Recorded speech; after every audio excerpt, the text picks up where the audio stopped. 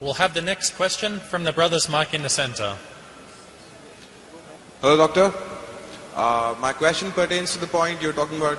My name is Naresh.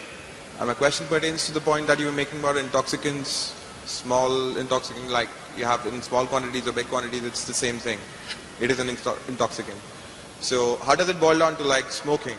Like it's a small intoxicant, like whatever high you have, it's for like 5 seconds, 10 seconds. How do I convince a Muslim friend of mine who says that it's a grey area? There's nothing like, it's not permitted, but it's not banned, or it's not totally not allowed as such. MashaAllah, a non-Muslim friend, Naresh, wants to convince his Muslim friend I smoke as well.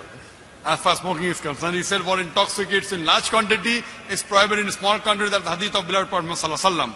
Sunan Ibn Majah, volume number 3, book of intoxicants, chapter number 30, hadith number 3391. But this, as far as smoking is concerned, all type of smoking is not intoxicants. Right? But I know ganja, charas is intoxicant, so that falls in the intoxicants. But if it is not intoxicating, there is another verse of the Quran. Previously, there was a fatwa amongst the shuyukhs.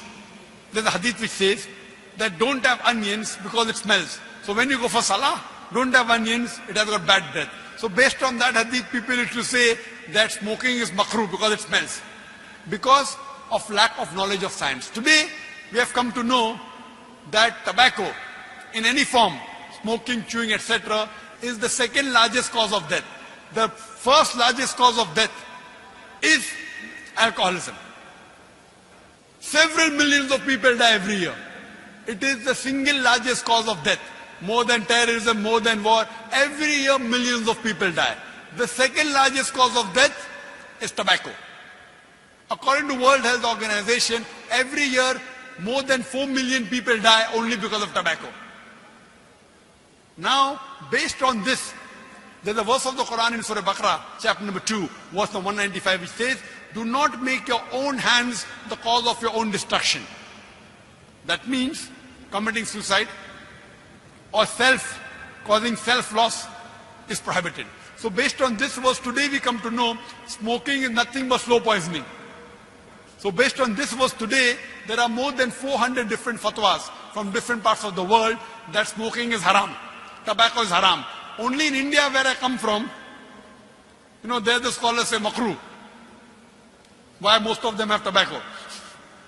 So because many have tobacco, so they say makruh. But today, Saudi Arabia, Egypt, many parts of the world, there are more than 400 fatwas saying that smoking and tobacco in any form, nicotine is haram.